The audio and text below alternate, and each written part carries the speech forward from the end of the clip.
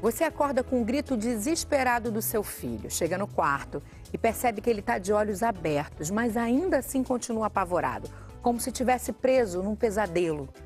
É mais ou menos assim que acontece a crise de terror noturno, um transtorno do sono que deixa os pais muito angustiados.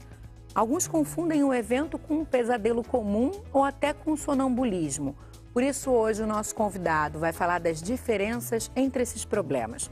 Ele também vai dizer como os pais devem agir diante de uma crise e quais são as mudanças na rotina da criança que podem amenizar a frequência desses eventos. É agora, fique ligado!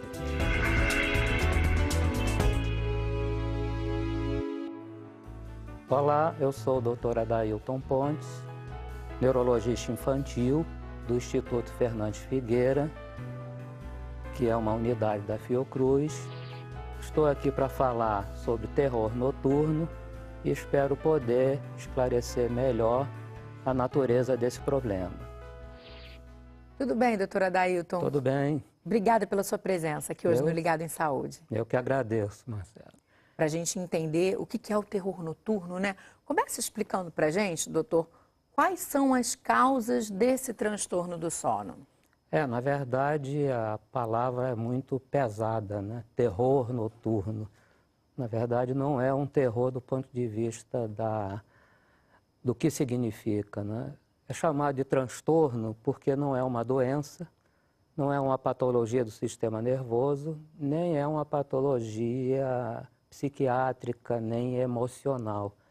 É uma fase do desenvolvimento normal que ocorre em 1 a 6% das crianças até 6 anos de idade. A criança fica com os olhos arregalados, suando muito e gritando como se estivesse passando por uma situação terrível, embora isso não esteja acontecendo do ponto de vista interno. A criança, nesse episódio, ela está dormindo profundamente. Ocorre na transição entre o sono profundo e uma fase do sono que é mais superficial. E a gente pode dizer, então, que é mais ou menos quanto tempo depois que a criança, por exemplo, se deita, né? Depois que ela vai dormir, tem um período, só para a gente entender em que momento da noite isso pode cerca acontecer. de 2 horas, né? Porque é o tempo que ela já está no sono profundo, porque o sono ele alterna entre fases de sono profundo com um sono mais superficial. Nessa fase em que ela está saindo do sono profundo para o superficial, é que ocorrem todos esses transtornos. Terror noturno, sonambulismo, falar dormindo e até movimentos um pouco erráticos, um pouco sem finalidade. E você nos disse que não é nenhum transtorno psíquico, né? Nem algo neurológico do ponto de vista, não é uma doença, mas que é normal, faz parte desse desenvolvimento. Mas a gente sabe por que algumas crianças têm, outras não têm? Isso, você tem alguma resposta sobre isso? Eu não tenho uma resposta que eu possa considerar que seja correta, né? O que se sabe é que faz parte do desenvolvimento normal de um grupo de crianças, em torno de 1 a 6%, em idade até 6 anos de idade, que é a idade em que começa a desaparecer. Então, a gente pode dizer que em que faixa etária, normalmente, que acontece, começa e termina? Geralmente começa depois dos 18 meses de idade e depois dos 6 anos ela já vai diminuindo os episódios. Embora possa ocorrer mais raramente até a adolescência, mas não é comum. Certo, é mais raro, né? É mais raro. Na vida adulta, então, se acontecer alguma coisa assim... É raro. Normalmente não é terror noturno, né? É preciso sempre diferenciar de outros problemas do sono que são semelhantes, pelo menos, o aspecto clínico pode parecer igual, né? A gente vai falar disso, mas antes, doutor, eu quero trazer aqui para participar com a gente a Bela Aires. Ela vai participar, gente, pela internet. A Bela, ela mora em Belo Horizonte, Minas Gerais. Ela é mãe da Maria Clara, de 7 anos, e da Maria Júlia, de 3 anos, que teve alguns eventos de terror noturno. Então, ela vai contar pra gente como é que era. Vamos escutar o que ela tem para dizer. Tudo bem, Bela? Oi, Marcela, tudo bem? Antes de tudo, obrigada pela sua participação aqui com a gente no Ligado em Saúde para contar um pouquinho da sua experiência, né, com esses episódios de terror noturno que a Maria Júlia tinha. Conta pra gente, eu queria que você descrevesse essas crises, como é que eram? Então, acontecia que ela acordava no meio da noite, eu até ouvi o doutor falando que geralmente era isso mesmo que acontecia, eram 2 horas mesmo depois que ela dormia. E ela acordava suando muito, gritando muito, embora o olho tivesse aberto. A gente conversava com ela e ela parecia não escutar a gente. Parecia que ela estava em outro plano, assim. Nada do que eu falasse, nada do que meu marido falasse acalmava ela. E é isso que dá uma angústia muito grande. E ela só gritava, chorava, chorava, chorava, até que a gente conseguia acalmar com o tempo. E, Bela, com que frequência que isso acontecia? Então, na verdade, foi num período que ela teve, mais ou menos durante uns 20 dias ela teve, nesse período de 20 dias, umas 5 vezes isso aconteceu. Em uma semana ela teve 2 crises. E aí foi que a gente ficou mais atento, aí eu logo já procurei o médico delas, porque eu já tinha acompanhado, a minha sobrinha teve terror noturno também, e eu estava presente nos episódios dela. Então, eu já sabia o que era. Porque você comentou, né, dessa angústia que os pais ficam, a sensação deve ser mesmo de impotência, né? A gente não consegue acalmar a criança. A sensação de impotência total, durava cerca de 10 a 15 minutos, era bem longa a crise que ela tinha e, assim, demorava muito para acalmar. Ok, Bela, eu vou conversar um pouquinho mais com o doutor Adailton. Daqui a pouquinho eu te chamo de novo para a gente falar um pouco mais aí da história de vocês, viu? Até mais. Obrigada. Até mais. A gente percebe que esse nome tem algum sentido, né, doutor? Tem. Realmente deve ser uma sensação muito ruim presenciar essas crises. Exato. Ela falou um pouco da duração, né, de 10 a 15 minutos. Esse é o normal ou pode durar até mais? O relato dela é bem claro, né? Exatamente isso é que é o terror noturno. A duração é em torno de 15, 20 minutos, né? E a única coisa que é importante ressaltar é que dá a impressão que a criança acordou. Ela não está acordada, ela está dormindo profundamente. Então, não é necessário acordar a criança, apenas conduzi-la ao leito, que às vezes a criança se levanta, né? E esperar o episódio acabar, que depois ela desaparece o terror noturno e ela volta a dormir. Quer dizer, o esforço de tentar acordar não é bom no sentido que a criança acorda e depois vai ter que tentar dormir de novo. Na verdade, como ela já está dormindo, é só proteger a criança para ela não se machucar, se fizer algum movimento, mas não é necessário acordá-la. Não tem muito o que fazer, né? A gente tem que meio que esperar passar. Esperar. Eu acho que o mais importante disso tudo é que os pais devem ter o conhecimento de que esse problema é inteiramente benigno, não é um pesadelo, a criança não está passando por nenhum sofrimento interno. Apesar do aspecto que se vê, na verdade a criança não lembra do episódio, diferente do pesadelo. O pesadelo ocorre numa outra fase do sono, num sono mais superficial, que é a fase em que ocorrem os sonhos. Mas como é que a gente, assim, olhando, vai saber diferenciar que não é um pesadelo, por exemplo? Tem a ver com esse fato da criança não lembrar de nada depois? Tem. O pesadelo, a criança acorda espontaneamente e relata exatamente o que houve, né?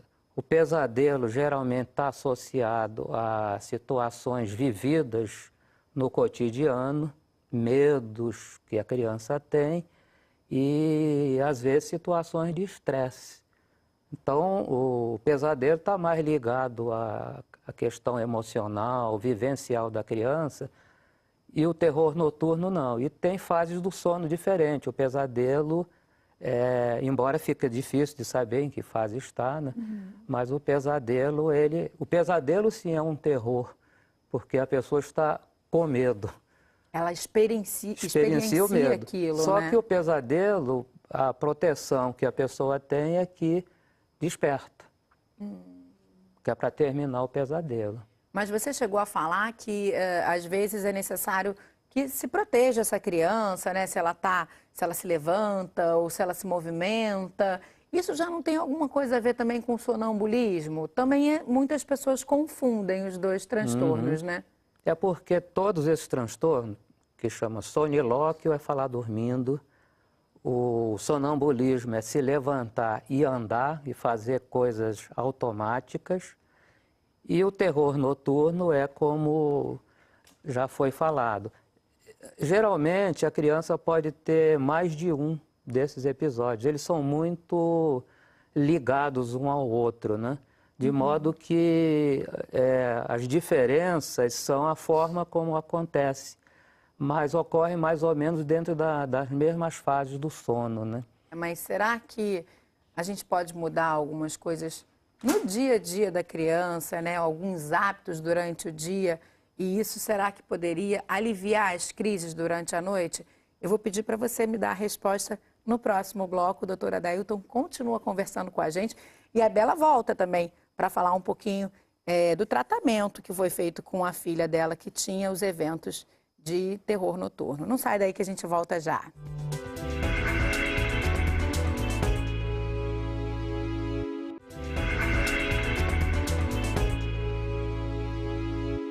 Você já presenciou uma crise de terror noturno? Olha, realmente assustador, viu? E quem está conversando com a gente sobre esse assunto é o neurologista infantil Adailton Tadeu Alves Pontes. Doutora Adailton, a gente entendeu o que é o terror noturno, né? A diferença dele para o sonambulismo, para o pesadelo, né? E outros transtornos do sono. E você me disse que a criança não costuma lembrar desses eventos depois que ela acorda. Mas uma criança que tenha, por exemplo, uma frequência como a da filha da Bela, né? Que chegou numa semana, teve até 2 vezes essas crises que podem durar até 20 minutos, como você colocou. Isso traz alguma consequência para o dia da criança, para o dia seguinte? Ela pode ficar mais cansada, mais exausta, apesar de não se lembrar, de não se recordar desse evento? Geralmente não traz, porque, na verdade, ela está dormindo. Então, ela não perdeu nenhum minuto de sono, né? É diferente da criança que tem insônia, dificuldade de dormir, o que desperta muitas vezes é à noite. O pesadelo, sim, o pesadelo deixa consequências no sentido de que fica na memória, né? Então, e está ligado mais a fatores estressantes. Na verdade, quem fica cansado são os pais, né? Sim.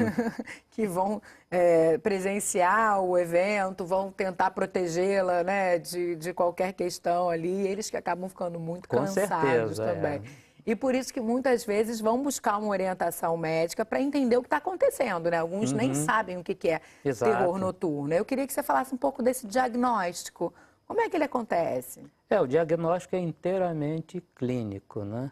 Eu acho até que o pediatra, que é o primeiro profissional que se procura, né, que cuida da criança de um modo geral, ele mesmo pode, tendo conhecimento do terror noturno, que são essas características que foram muito bem descritas pela mãe, né? Os exames em si não são indicados porque eles não trazem nenhuma novidade além da clínica, que é bem conhecida, né? Então, isso já ali ainda com o próprio pediatra, o médico da criança. Né? Eu acho que o encaminhamento a um neurologista, se o pediatra perceber que aquela manifestação clínica não está exatamente como ele poderia imaginar num terror noturno.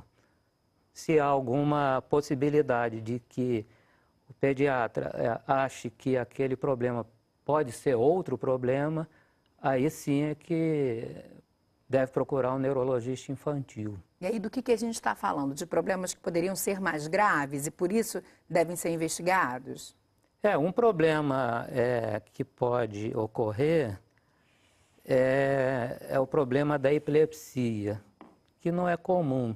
Existe um tipo de epilepsia que provoca crises noturnas e que tem manifestações de comportamento. Mas essas manifestações são diferentes do terror noturno. Por exemplo, não há aquela face de terror, não há aquele suor profundo, não há uma taquicardia da criança ficar com os batimentos acelerados. Geralmente há automatismos da criança fazer movimentos bizarros. Só que na epilepsia ela ocorre numa fase mais inicial do sono, ao adormecer. E dura um tempo de não mais do que 3, 5 minutos. Já o terror noturno, a epilepsia não dura 20 minutos. Então, um diferencial importante. Doutora, eu vou trazer a Bela novamente para a nossa conversa, porque como ela já falou no bloco anterior, ela acabou buscando, né, Sim, respostas para isso. Já tinha até tido a experiência com a sobrinha, já sabia o que podia ser e buscou uma forma de amenizar essas crises. Vamos ver o que ela fez e como é que está a filha dela agora. Vamos lá. Oi, Bela. Oi, Marcela. Gente, você disse então que buscou tratamento, né? O que foi dito para você? Quais foram as orientações? O que você colocou em prática com a Maria Júlia? Então, primeiro, observo muito as duas. Eu tenho duas filhas. Uma é muito diferente da outra. Uma sempre se expôs mais, expôs o que sentia, fala tudo que sente. Então, primeiro eu achei que era isso que podia estar causando esse porque a Maria Júlia é uma criança muito quieta, ela não fala muito, ela não reclama, se ela machuca, ela quase não chora. Então eu achei que era alguma coisa do dia que estava levando para a noite. Fiquei interno médico e aí ele me orientou a dar um calmantezinho natural nos dias que ela tivesse tido, assim, ela teve num dia, aí eu dei no dia seguinte, aí ela já não teve na noite seguinte, e aí eu dei por 3 dias, direto. Aí depois disso ela foi parando, assim, as crises foram ficando mais espaçadas até que ela não teve mais. Então hoje vocês não convivem mais com esse problema. Quanto tempo já que esse tratamento então aconteceu e que a Maria Júlia está tendo um sono mais tranquilo? Quase 1 ano. Na verdade, a Maria Júlia é uma criança que ela quase não tem um sono tranquilo. O sono dela é mais agitado, mas terror noturno não, ela não tem tido mais há mais ou menos 1 ano. Que bom, Bela, que continue assim, viu? Olha, muito obrigada pela sua participação e espero que elas continuem tendo esse sono que não é tão tranquilo, mas que de repente, como o doutor está explicando, pode melhorar, né, ao longo da vida. Pelo menos o terror noturno, vocês não têm mais que conviver com isso, né? Com certeza, graças a Deus. Obrigada, viu? Até uma próxima oportunidade. Obrigada. Tchau, tchau. Tchau, tchau. Então, ela acabou contornando o problema com um calmantezinho natural. Isso é uma opção, então, de tratamento? No caso dela, funcionou. Sem esse tratamento, eu acho que iria funcionar da mesma maneira, né? Mas eu acho que o medicamento natural, isso é muito importante, porque não se deve medicar com psicotrópicos.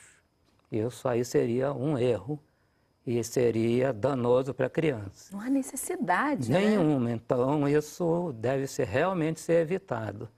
Agora, é evidente que esse calmante natural talvez tenha atuado mais em tranquilizar a família, né? Agora, de um modo geral, os problemas do sono como um todo, eles são muito beneficiados do que a gente chama de higiene do sono, que é a criança, durante o dia, ter as suas atividades mais, vamos dizer assim, organizadas, para que o sono seja um momento, há que ter um momento de dormir, não se deve se alimentar próximo da hora de dormir, não usar refrigerantes, né, nesse período. Estimulantes, né, de uma forma geral. Não fazer, vamos dizer assim, atividades excessivas nesse momento, não ficar vendo televisão à noite, nem ficar no computador, ter a hora de dormir e ter a hora de acordar. Evidentemente, o estresse deve ser evitado para prevenir outros problemas do sono. Mas essa higiene do sono, ela, na verdade, ela resolve uma série de problemas. Resolve o problema da insônia, né? Problemas do pesadelo, porque você diminui o estresse. Embora isso não tenha diretamente a ver com terror noturno, mas sempre é bom. Tem uma relação, né? Alguma relação? É, uma relação no sentido de que o sono, ele precisa, é uma fase do desenvolvimento em que o sistema nervoso precisa se reorganizar, as funções cognitivas melhoram muito numa criança que dorme bem, né? Inclusive a sua imunidade. É muito importante que a criança durma bem. Mas isso eu falo mais em relação a crianças que acordam muito durante a noite ou que vivem situações de estresse e que têm muitos pesadelos. O terror noturno não é ligado diretamente, mas também, de certa forma, vai se beneficiar disso. É, porque ela relatou que a Maria Júlia ela já tem um sono mais agitado mesmo, né? Quer dizer, tinha alguma relação com isso tudo. Continua tendo um sono agitado, mas pelo menos o terror noturno não acontece. Então, acho que, resumindo um pouquinho, né, se você me permite, Claro. o que você falou, acho que a criança tem uma rotina mais bem estabelecida, né? Isso pode ajudar, pode refletir num sono mais tranquilo. Exatamente. E evitando essas atividades muito excitantes, muito estimulantes antes de isso dormir, que é o né? mais importante, porque a criança, ela segue o ritmo da família. Se a família não vai dormir cedo e fica vendo televisão junto com os filhos até de madrugada, isso de maneira alguma é benéfico, porque a criança ela acaba aderindo a esse esquema de funcionamento e acaba prejudicando o sono. Então, um pai, uma mãe que esteja nos assistindo, né, que se identifique de alguma forma, que veja que a criança, o filho, o que ele tem pode ser terror noturno, ele não necessariamente precisa buscar um tratamento, né? Só para a gente já encaminhar para o final. Você disse que ela tem uma evolução normalmente benigna e que ela vai embora. Queria que você deixasse essa mensagem para esse espectador que possa estar nos assistindo e pensando, será que eu preciso, então, buscar algum tratamento, fazer algo com meu filho que extrapole essas medidas em casa, né, em relação à rotina? Queria que você deixasse essa mensagem para a gente finalizar o programa. A mensagem é de tranquilidade, né? Não há preocupações maiores, né? Como eu já disse, não é uma doença, não é uma psicopatologia, não é um problema de doença do sistema nervoso. Pode ser, talvez, benéfico conversar com um pediatra. Só isso. Acho que o especialista não é nem necessário. E ter muita tranquilidade no momento que acontecer. Muita tranquilidade na hora. Apesar de que isso não é muito fácil, mas... Ou tentar, pelo menos. Tentar. Sabendo que não é nada, fica mais fácil. Muito mais fácil. Doutor, muito obrigada pela sua presença. Espero que a gente tenha uma nova oportunidade para conversar sobre um outro assunto, viu? Foi um prazer. Muito obrigado. Até a próxima. Até a próxima. E o programa de hoje fica por aqui, mas se você tem alguma sugestão de tema, manda pra gente. Envia para o ligado@canalsaude.fiocruz.br ou então ligue para o 0800 701 8122. Você também pode falar com a equipe do programa pela nossa página no Facebook. É só curtir e participar. A gente se encontra no próximo Ligado em Saúde. Tchau!